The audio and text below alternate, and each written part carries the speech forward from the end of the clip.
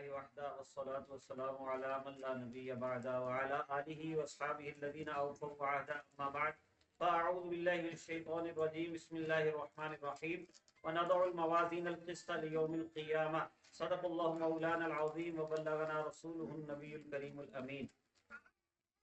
الحمدللہ صحیح بخاری شریف کی حدیث نمبر 7563 جو کہ قدیم نمبرنگ کے مطابق 7275 نمبر حدیث ہے. یہ ابھی ہم نے پڑھنے کی سعادت حاصل کی ہے.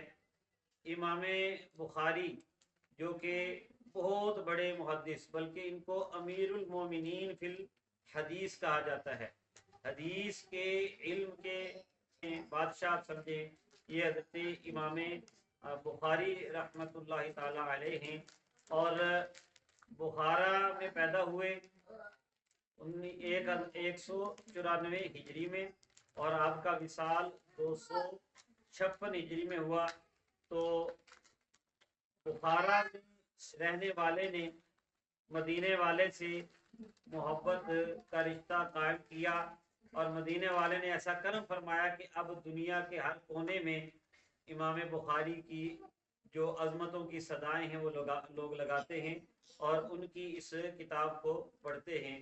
تو یہ نبی کریم صلی اللہ تعالی علیہ وسلم سے محبت اور ان کے ارشادات اور ان کی احادیث سے محبت کی برکت ہے کہ امام بخاری رحمۃ اللہ تعالی علیہ، امام محمد بن اسماعیل بن ابراہیم بخاری، ان کو ہر جگہ ان کی مدح و ثنا ہو رہی ہے، کیونکہ انہوں نے اپنے آپ کو نبی کریم صلی اللہ علیہ وسلم کی احادیث کے لیے وقف کیا، جنہیں 6 لاکھ حدیثیں سند اور متن کے ساتھ زبانی یاد تھیں.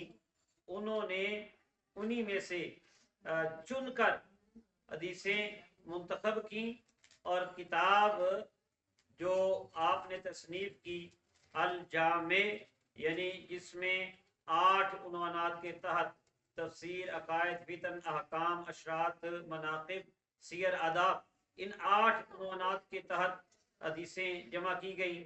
اسی طرح اس کا نام الصحیح، یعنی اس میں ساری صحیح حدیثوں کو لانے کا انتظام کیا امام بخاری رحمۃ اللہ تعالی علیہ نے. اور پھر فرمایا المسند. المسند یہ کہ ہر حدیث جو ہے وہ سند کے ساتھ موجود ہے. پھر اس کا نام مزید آگے ہے المختصر من امور رسول اللہ صلی اللہ علیہ وسلم و سننہ و ایامہ. نبی کریم صلی اللہ علیہ وسلم کے اقوال، افعال، صفات کے حوالے سے، حضور علیہ الصلوۃ والسلام کی سنتوں کے حوالے سے، اور حضور علیہ الصلوۃ والسلام کے ایام مبارک کے حوالے سے اس میں مختصر اسی لیے کہا کہ 6 لاکھ میں سے تقریباً آپ دیکھ رہے ہیں کہ 7563 انٹرنیشنل نمبرنگ کے مطابق ہے، اور ویسے قدیم نمبرنگ کے مطابق 7275 نمبر یہ حدیث ہے. اور اس بخاری شریف کی کتاب کو اصح الکتب بعد کتاب اللہ کہا جاتا ہے، کہ قرآن کریم کے بعد سب سے زیادہ معتمد اور مستند جو کتاب ہے وہ امام بخاری رحمۃ اللہ تعالی علیہ کی یہ کتاب ہے. اور یہاں پر جو انہوں نے اس کتاب کے اندر کتابیں مرتب کی، ایک عنوان کتاب اور ایک عنوان اس کے نیچے پھر باب آئے. تو کتاب نمبر 160 ہم پڑھ رہے ہیں، آخری جو ہے 160 نمبر کتاب التوحید، اور اس کا 58 نمبر باب ہے، اور کل یہ 34واں باب ہے. 3400 باب جو ہیں اس کتاب میں موجود ہیں، اور آج ہم نے 34واں باب جو ہے وہ 34واں باب اس میں ہم پڑھ رہے ہیں. اور اس میں امام بخاری رحمۃ اللہ تعالی علیہ اپنی کتاب کے آخر میں، کتاب توحید کے آخر میں یہ مسئلہ لے کر آئے ہیں کہ قیامت کے دن اعمال تولے جائیں گے. اس کے ساتھ ساتھ پھر حدیث شریف کا جو مضمون ہے وہ اختتام کی طرف اشارہ کر رہا ہے، وہ بھی ابھی بیان کیا جائے گا. لیکن مسئلہ جو امام بخاری صاحب لے کر آئے یہاں پر، اس وقت ایک فرقہ تھا اہل سنت کے خلاف معتزلہ، وہ یہ کہا کرتا تھا کہ اعمال کو تولا نہیں جائے گا. تو امام بخاری رحمۃ اللہ تعالی علیہ نے اس حدیث سے استدلال کیا، اور اس کے ساتھ جو اپنے دعوے کے طور پر اور دلیل کے طور پر، دعویٰ بھی اور دلیل بھی، قرآن کریم کی سورہ انبیاء کی آیت نمبر 47 کو ذکر کیا امام بخاری رحمۃ اللہ تعالی علیہ باب باندھتے ہی جو ترجمہ الباب ہے، جو ہیڈنگ ہے، اس میں یہ کہہ رہے ہیں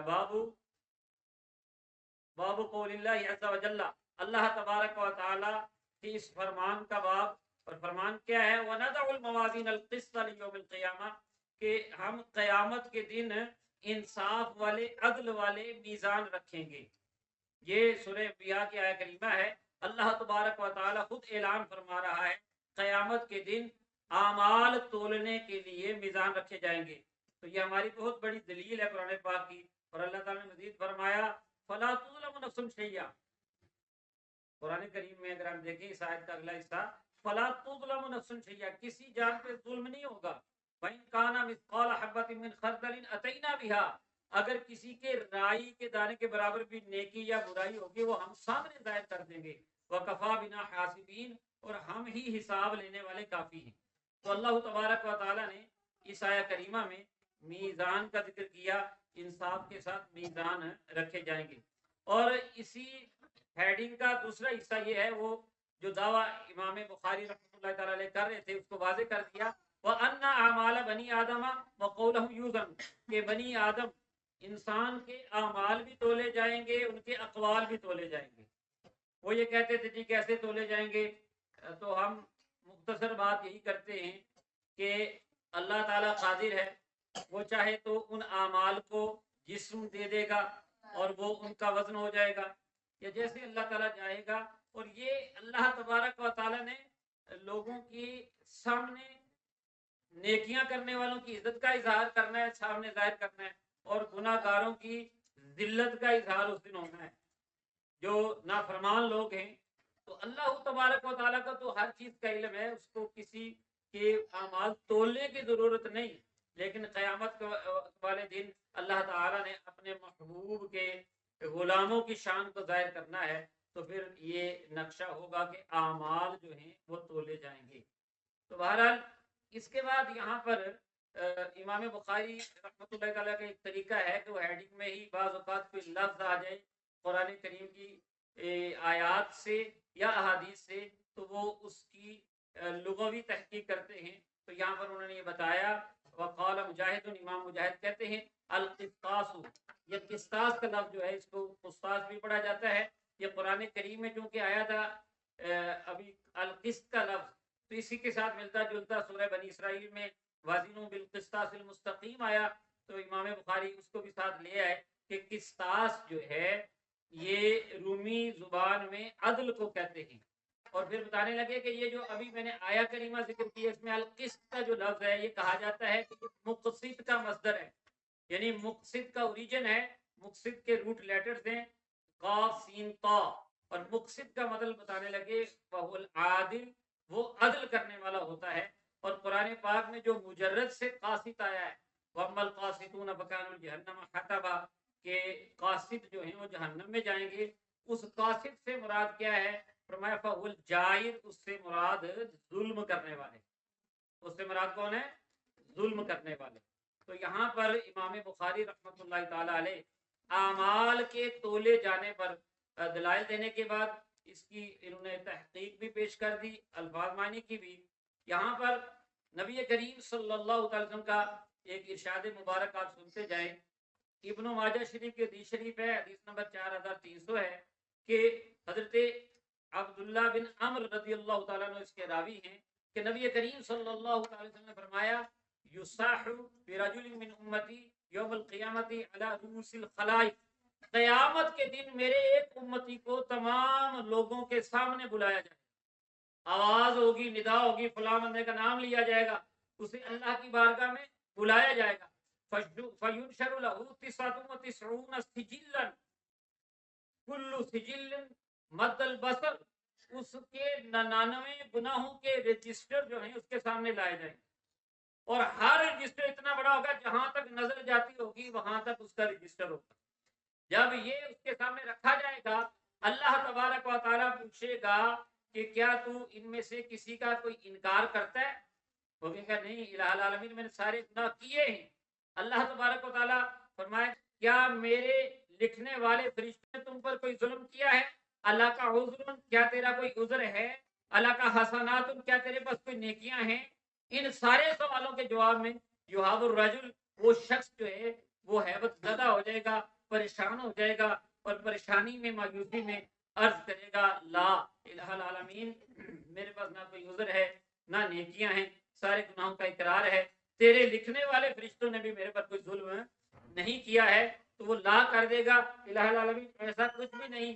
تو اللہ تبارک و تعالیٰ فرمائے گا انا عندنا انا عندنا لکا حسنات، لیکن بے شک ہمارے پاس تیرے لیے بہت نیکیاں ہیں، بہت نیکیاں ہیں۔ اور ایک چھوٹا سا پرزا کاغذ کا نکالا جائے گا جس کو بطاقہ کہتے ہیں، بطاقہ عربی میں حدیث میں لفظ ہے، وہ بطاقہ نکالا جائے گا، کاغذ کی چھوٹی سی پرچی نکالی جائے گی، اللہ تبارک و تعالیٰ فرمائے گا کہ یہ دیکھ یہ تیرا عمل ہے، تو وہ عرض کرے گا ما هذه البطاقۃ مع هذه السجلات الہ العالمین، اس ایک چھوٹی سی پرچی کا اتنے بڑے بڑے رجسٹروں سے کیا مقابلہ ہے؟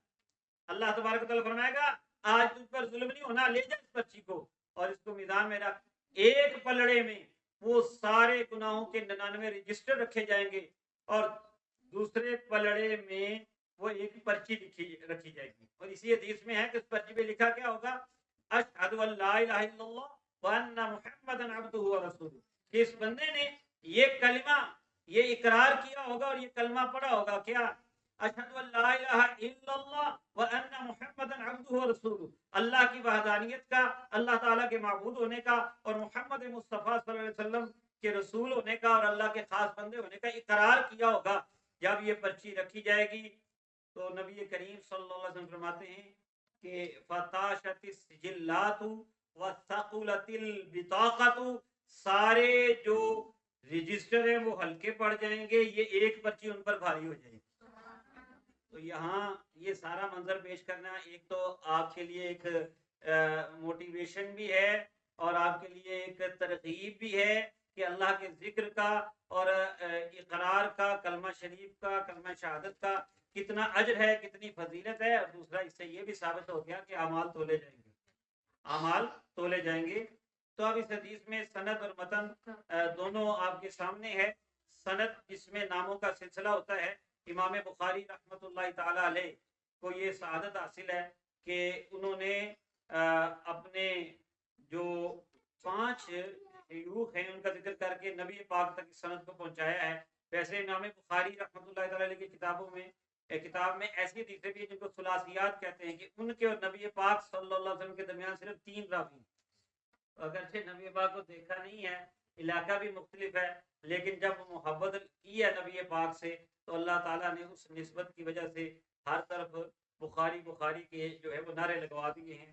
تو امام بخاری کہتے ہیں حدثنی احمد بن اشقاب، مجھے حدیث بیان کی میرے شیخ احمد بن اشقاب نے، اور انہوں نے کہا کہ حدثنا محمد بن فضیل، وہ یہ کہتے ہیں کہ ہمیں حدیث بیان کی حضرت محمد بن فضیل رحمت اللہ تعالی علیہ نے، عن عمارہ بن القعقاع، اور وہ روایت کرتے ہیں حضرت عمارہ بن قعقاع سے، عن ابی زرعہ، اور وہ روایت کرتے ہیں حضرت ابو زرعہ رحمت اللہ تعالی علیہ سے، عن ابی ہریرہ رضی اللہ تعالی عنہ، اور وہ روایت کرتے ہیں نبی کریم صلی اللہ علیہ وسلم کے جلیل القدر صحابی اور سب سے زیادہ حدیثوں کے روایت کرنے والے، جن کو نبی پاک نے چادر میں حافظہ باندھ کے عطا فرما دیا تھا، وہ حضرت ابو ہریرہ رضی اللہ تعالیٰ اس حدیث کے راوی ہیں۔ اور قال، وہ یہ کہتے ہیں قال النبی صلی اللہ تعالی علیہ وسلم، نبی کریم صلی اللہ علیہ وسلم نے فرمایا، اب فرمان میرے اور آپ کے آقا علیہ الصلوۃ والسلام کا ہے کہ کسی نے کہا تھا کہ چھوڑ امید و بیم کی باتیں، چھیڑ در یتیم کی باتیں، سارے عالم کو کر گئی قائل ایک رسول کریم کی باتیں، اور کر گئی ہیں غنی طبیعت کو نعمتوں کے قسیم کی باتیں، بھول جاتے ہیں درد و غم طائب سن کے لطف عمیم کی باتیں۔ تو اس رسول کریم علیہ الصلوۃ والسلام کی کلمات کا کیا حسن ہے، بس آپ نے تھوڑی دیر اس پہ توجہ کرنی ہے۔ نبی کریم صلی اللہ علیہ وسلم توجہ دلاتے ہیں، پہلے متوجہ کرتے ہیں سننے والوں کو، ورنہ یہ پہلے کلمات بتا دیتے بعد میں کہتے اس کی یہ فضیلت ہے، لیکن حضور علیہ الصلوۃ والسلام پہلے ان کو موٹیویشن دیتے ہیں، فرماتے ہیں کلمتان، 2 کلمے ہیں، یعنی 2 جملے ہیں، سینٹینسز ہیں، کلمہ کا لفظی معنی تو ورڈ ہوتا ہے، لیکن یہاں پر کلمہ بمعنی سینٹینس ہے. کلمتان صرف دو جملے ہیں. جب بندے نے سوچا صرف دو جملے ہیں تو پھر کوئی اتنی اہمیت نہیں ہوگی، لیکن ساتھ ہی مصطفیٰ کریم صلی اللہ علیہ وسلم فرمانے لگے حبیبتان الی الرحمن، یہ رحمان کو بڑے محبوب ہیں. مطلب یہ ہے کہ جو ان کلموں کو پڑھے گا وہ اللہ کا محبوب بن جائے گا. جب یہ سنا بندے نے کہ رحمان کو بڑے محبوب ہیں تو ذہن میں آیا کہ شاید ان کو ادا کرنا بڑا مشکل ہوگا، بڑے کوئی لمبے جوڑے کلمے ہوں گے. جیسے کہ لوگ جو ہے نا وہ بڑے بڑے لمبے وظیفے ڈھونڈتے ہیں، تو نبی پاک نبی رحمت ہے، ہمارے لیے بڑے آسان وظیفے عطا فرمائے. آپ نے فرمایا اللہ کو تو بڑے پیارے ہیں لیکن خفیفتان علی اللسان، زبان پر بڑے ہلکے ہیں، زبان پر بڑے ہلکے ہیں. پھر سوال پیدا ہو گیا اگر زبان پر ہلکے ہوں گے تو پھر اجر بھی تھوڑا ہو سکتا ہے. فرمایا نہیں. ساتھ ہی اگلے جملے فرمایا ثقیلتان فی المیزان، جب اعمال تولے جائیں گے تو یہ بہت ہی بھاری ہو جائیں گے. یہ کلمے بہت ہی بھاری ہو جائیں گے. اور وہ کلمے کیا ہیں؟ سبحان اللہ و بحمدہ سبحان اللہ العظیم. یہ کلمات نبی پاک نے بتائے کہ اللہ تعالی ہر عیب سے پاک ہے، اس کی حمد ہے. اللہ تعالی ہر عیب سے پاک ہے، وہ عظمتوں والا ہے. اس میں بھی ترتیب یہ ہے جو کلمہ شریف میں آپ ترتیب دیکھتے ہیں، لا الہ الا اللہ، کوئی معبود نہیں مگر اللہ. پہلے جھوٹوں کا رد ہے، پہلے جو عیب ہے اس کی نفی ہے، اس کے بعد جو حق ہے اس کا ذکر ہے. تو یہ اسلام کا حسن ہے کہ اسلام یہ کہتا ہے اپنے دل سے ہر باطل کا تعلق توڑو. پہلے برتن کو صاف کیا جاتا ہے، پھر اس میں کوئی پاک چیز ڈالی جاتی ہے. برتن اگر ناپاک ہو تو پاک چیز ڈالو گے وہ بھی خراب ہو جائے گی. تو پہلے آپ نے دل کو صاف کرنا ہے برے عقیدوں سے. جب دل کا جو برتن ہے وہ صاف ہو جائے تو پھر اس پہ عقیدہ ڈالا جاتا ہے. تو کہا سبحان اللہ، اللہ پاک ہے ہر عیب سے، ہر نقص سے. اور ساری کا حمد ہی، ساری حمد بھی اس کی ہے، ساری خوبیاں بھی اس کی ہیں، سارے کمالات بھی اس کے ہیں. تو یہ ترتیب یہاں دونوں جملوں میں ہے. پہلے جملے میں بھی پہلے پاکی بیان کی گئی، اللہ کی تنزیہ، اور دوسرے جملے میں اللہ کی حمد، یعنی پہلے سلبی صفت پھر ثبوتی. پھر دوسری طرح دوسرے جملے میں بھی اسی طرح ہے سبحان اللہ، اللہ پاک ہے، کوئی عیب نہیں ہے اس میں، کوئی نقص نہیں ہے، کوئی کمی نہیں ہے، کوئی کجی نہیں ہے. اور ساتھ ہی فرمایا العظیم، وہ بڑی عظمتوں والا ہے. ساتھ ہی اللہ تعالیٰ کے کمالات کا ذکر ہے.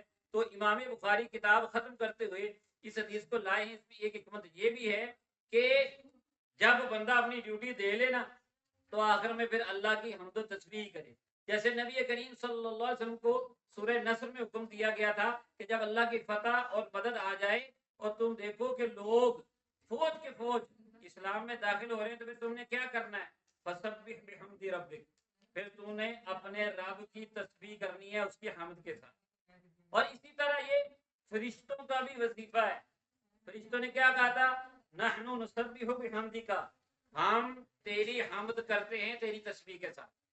اور اسی طرح جب نبی پاک پر یہ آیا کریمہ نازل ہو گئی، سورہ نصر نازل ہو گئی، تو حضور علیہ الصلوۃ والسلام اس کے بعد پھر اکثر یہی پڑھا کرتے تھے سبحان اللہ و بحمدہ استغفر اللہ واتوب الیہ.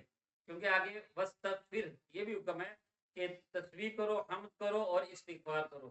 تو جب بندہ اپنی ڈیوٹیاں دے کر فارغ ہو جائے، جب بندہ اپنی ڈیوٹیاں دے کر فارغ ہو جائے تو اسے چاہیے کہ وہ اب اللہ تعالیٰ کی حمد و تسبیح کرے. اسی طرح آپ دن کے کام کاج سے جب تھک جاتے ہیں تو آپ کو کیا کرنا چاہیے؟ نبی رحمت صلی اللہ علیہ وسلم نے خود تعلیم فرمایا. جب سیدہ فاطمہ رضی اللہ تعالیٰ عنہا نبی کریم صلی اللہ علیہ وسلم کی بارگاہ میں حاضر ہوئی تھی اور عرض کرنے لگی تھی کہ غلام چاہیے، پھر آپ گھر تشریف لے آئیں، نبی پاک نہ ملے. سیدہ رضی اللہ تعالیٰ نے بتایا نبی پاک کو کہ فاطمہ رضی اللہ تعالیٰ عنہا آئی تھی. نبی کریم صلی اللہ علیہ وسلم نے خود کرم فرمایا، ان کے گھر چلے گئے. حضرت علی مرتضیٰ کرم اللہ وجہ کریم خود بتاتے ہیں کہ ہم دونوں آرام کے لیے لیٹ چکے تھے. جب آقا دو عالم صلی اللہ علیہ وسلم تشریف لائے ہم اٹھنے لگے، نبی پاک نے فرمایا کہ نہیں تم آرام. نبی پاک نہ ملے. سیدہ رضی اللہ تعالیٰ نے بتایا نبی پاک کو کہ فاطمہ رضی اللہ تعالیٰ عنہا آئی تھی. نبی کریم صلی اللہ علیہ وسلم نے خود کرم فرمایا، ان کے گھر چلے گئے. حضرت علی مرتضیٰ کرم اللہ وجہ کریم خود بتاتے ہیں کہ ہم دونوں آرام کے لیے لیٹ چکے تھے. جب آقا دو عالم صلی اللہ علیہ وسلم تشریف لائے ہم اٹھنے لگے، نبی پاک نے فرمایا کہ نہیں تم آرام کرو، یہاں لیٹے رہو. اور آقا دو عالم صلی اللہ علیہ وسلم دونوں کے درمیان اس طرح بیٹھ گئے کہ حضرت علی رضی اللہ عنہ فرماتے ہیں کہ ان کے قدموں کی ٹھنڈک میں اپنے سینے میں محسوس کر رہا تھا. یہ قدمین اقدس اقدسین نبی پاک کے، جن کو ہم کہتے ہیں کہ وہ ان کا اگر نال پاک ہوئی ہمیں مل جائے سر پہ رکھنے کو تو ہم کہیں گے ہم تاجدار ہیں. وہ قدم ڈائریکٹ حضرت علی رضی اللہ عنہ کے سینے پہ لگ رہا ہے اور وہ اس پہ خوشی کا اظہار کر رہے. تو نبی پاک نے فرمایا کہ تم آئے تھے، تم نے غلام مانگا تھا، اپنی تھکن کا یا اپنے کام کاج کا اظہار کیا تھا، تو میں تمہیں ایسی چیز نہ بتا دوں کہ جو اس غلام سے بھی بہتر ہے. تم 34 مرتبہ اللہ اکبر، 33 مرتبہ سبحان اللہ اور 33 مرتبہ الحمدللہ پڑھا کرو، یہ تم نے جو مانگے اس سے کہیں بہتر ہے. مطلب کیا ہوا؟ آپ کی تھکن، اگر آپ کو تھکن ہے تو لوگ کوئی کہتے ہیں جی میوزک جو ہے وہ روح کی غذا ہے اور گانا باجا اور فلمیں ڈرامے دیکھ کے لوگ سکون حاصل کرتے ہیں. میرے آقا نے فرمایا جس کو اللہ اور اس کے رسول سے محبت ہوگی اس کو سکون اللہ اور اس کے رسول کے ذکر سے آئے گا. تو اس لیے یہ تسبیحات بھی سکھائی گئی کہ جب آپ کا کام ختم ہو جائے تو اللہ کی تسبیح تحمید تکبیر کرو. اور یہاں پر بھی کتاب ختم ہو رہی ہے اور دیکھیے جنت میں جانا ہے ہم سب نے، تو جنت کے اندر جب بندہ موجے مارے گا، جشن منائے گا، تو یہاں پر جب جشن ہوتا ہے تو ہم الٹے سیدھے نعرے لگا رہے ہوتے ہیں، الٹی سیدھی باتیں پڑھ رہے ہوتے ہیں، الٹے سیدھے نغمے گا رہے ہوتے ہیں. لیکن جب جنتیوں نے جنت میں ترانہ پڑھنا ہے نا، تو قرآن کریم نے کہا کہ جب جنت میں جائیں گے تو کیا کہیں گے؟ وہ کہیں گے سبحانک اللہم و بحمدک، سبحانک اللہم و بحمدک. یہ ان کا وظیفہ ہوگا، اللہ کی تسبیح بھی اور اللہ کی حمد بھی. یہ جنت کے اندر جو ہے جنتیوں نے بھی یہی پڑھنا ہے. اور اسی طرح امام بخاری نے بھی کہا کہ کتاب میں نے ساری اپنی مکمل کر لی ہے، اب میں یہاں کتاب مکمل کر کے بات کو ختم کر رہا ہوں. تو جیسے نبی پاک نے فرمایا ہے کہ جب مجلس مکمل ہو جائے تو آخر میں یہ دعا پڑھا کرو سبحانک اللہم و بحمدک. تو وہاں پر بھی تسبیح اور حمد کا ذکر ہے، تو پوری دعا آپ کو آتی ہے سبحانک اللہم و بحمدک اشہد ان لا الہ الا انت استغفرک و اتوب الیک. تو اسی کی پیروی کرتے ہوئے امام بخاری نے یہاں پر اس حدیث کو بھی مکمل کیا ہے. ہم بھی اپنی اس بات کو اسی دعا پر جو کہ مجلس سے اٹھنے کی دعا ہے اس پر مکمل کرتے ہیں. سبحانک اللہم و بحمدک اشہد ان لا الہ الا انت استغفرک و اتوب الیک. مولایا